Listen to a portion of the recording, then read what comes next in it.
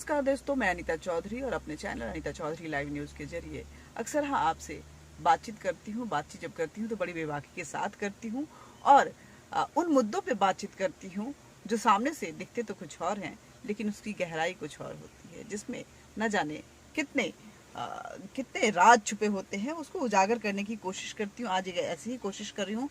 आज मैं बात कर रही हूँ बीजेपी की। बीजेपी अब ऐसी पार्टी बनती जा रही है जो बहती अविरल गंगा की धारा है, जिसमें चाहे कितनी गंदगी आती है, जब उसमें समाहित होती है, उसमें डुबकी लगाती है, उसमें गिर जाती है, तो वो पवित्र गंगा की धार बन जाती है। तो विचारधारा को लेकर न जाने कितनी लड़ाइयाँ होती हैं, कितने ही नेता बीजेपी को गालियां देते हैं, लेकिन बीजेपी उस नेता को पानी पी पी के कोसती है और न जाने कैसे कैसे आरोप लगाती है। लेकिन दूसरे ही पल पता चलता है कि संगम हो गया है भाई बीजेपी का और उस नेता का, और वो नेता बीजेपी में शामिल हो गया है, अब वो पवित्र हो गया है। अब उसके लिए कोई भी दोष नहीं उसके ऊपर है, कोई भी पाप उसके ऊपर नहीं है, वो बिल्कुल साफ सुथरा हो गया है। अभी हाल ही में खुशबू सुंदरी जो साउथ की जानी मानी कलाकार भी रही हैं और कांग्रेस की बड़ी ही जानी मानी लीडर रही हैं, जो कि बीजेपी को न जाने कितनी गालियां दी हैं उन्होंने, और बीजेपी को ही नहीं, हिंदुओं को गालियां दी हैं। हिंदू देवी देवताओं को वो लगातार कोसती रही हैं और ऐसी ऐसी गालियां हिंदू देवी देवताओं को आप इमेजिन नहीं कर सकते हैं। सबरीमाला को लेकर के तो उनके तेवर देखने लायक थे, लेकिन अब खुशबू सुंदरी बीजेपी में शामिल हो गई हैं और अपनी खुशबू बिखेरेंगी, बीजेपी को और सुंदर बनाएंगी। तो ये कैसी राजनीति होती है जिसके बीच में दो विचारधारा वाले लोग आपस में इस तरह से लड़ते मरते रहते हैं, लेकिन अचानक उनका संगम हो जाता है और वो संगम गंगा के धार की तरह बन जाता है, जिसमें नहा के, इलाहाबाद का संगम जिसमें 3 नदियां में मिल जाती हैं और फिर उसमें नहा के हम पवित्र हो जाते हैं। व्यक्ति जो आम जनता है इस संगम में समाहित होगी और फिर आम जनता उनका लुत्फ उठाएगी, पवित्र मानेगी, उसी खुशबू की पूजा करेगी, खुशबू का आनंद लेगी और खुशबू को बीजेपी का मानते हुए फिर उसका आदर सत्कार करेगी। तो भाइयों और बहनों, दक्षिण की भारतीय फिल्म की अभिनेत्री हिंदू मंदिरों देवी देवताओं के विरुद्ध बयानों के कारण अक्सर वो विवादों में रही।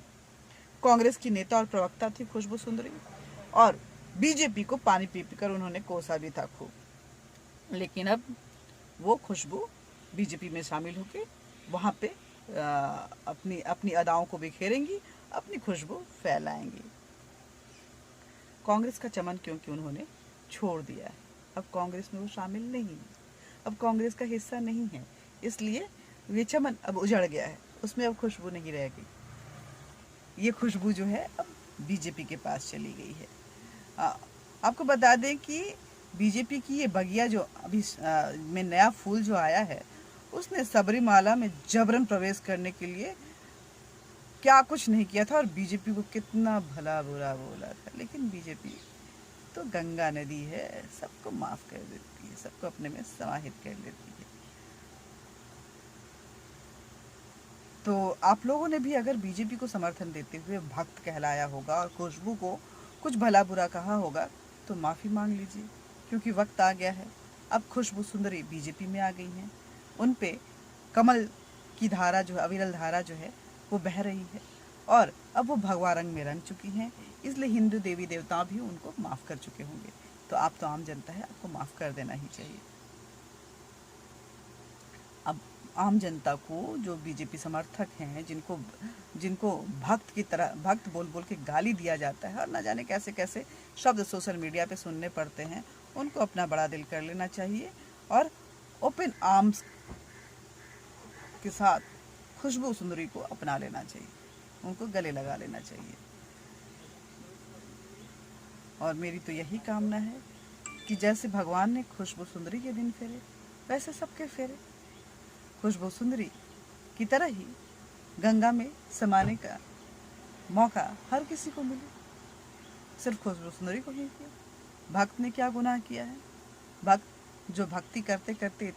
तो आपसे यही गुजारिश है कि इन नेताओं के चक्कर में अपने विचार मत बनाइए और अपनी विचारधारा के लिए अपने दोस्तों से कभी मत लड़िए या किसी से भी कभी मत, क्योंकि इन नेताओं का क्या भरोसा, कभी इधर कभी उधर। पल में तोला पल में माशा, अभी गाली दे रहे हैं और बाद में दोस्ती के हाथ बढ़ा देंगे, गलबैयाँ करते हुए नजर आएंगे, गले मिलते हुए नजर, इस चमन का गुलदस्ता उस चमन में नजर आएगा और उस चमन का गुलदस्ता कहीं और जाके अपनी खुशबू बिखेर रहा होगा। तो ऐसे में इस तरह की चीज़ों से बचें। और भक्त जनों से ये गुजारिश है कि भक्त बने रहें, मगर अपने अपने जो प्यार मोहब्बत वाली चीज़ें हैं वो उसको बरकरार रखें, सौहार्द को न बिगाड़ें। वैसे ही चाटुकारों से भी यही मेरी गुजारिश है कि अपने मालिकों के लिए अपना सौहार्द ना बिगाड़ें, क्योंकि उनका कोई ठिकाना नहीं है, वो अब यहाँ कब कहाँ होंगे। तो जो मॉरल ऑफ द स्टोरी है कि आप अपने मालिकों के लिए, अपने अपने नेताओं के लिए, अपने अपने विचारधारा के लिए कभी भी मत लड़िए। किसी नेता की विचारधारा को अपनी विचारधारा मत बनाइए, क्योंकि आप रह जाएंगे बुद्धू और वो ले जाएंगे वोट और आपके हाथ में लगेगा बाबा जी का ठुल्लू। Thank you very much. मिलते रहेंगे, बातचीत करते रहेंगे, लेकिन बातचीत का ये सिलसिला जारी रहे इसके लिए ज़रूरी है कि आप हमारे चैनल को सब्सक्राइब करें, साथ ही बेल बटन दबाएं और लाइक ज़रूर करें। अपने विचार साझा करने के लिए कमेंट बॉक्स में कमेंट ज़रूर करें। Thank you.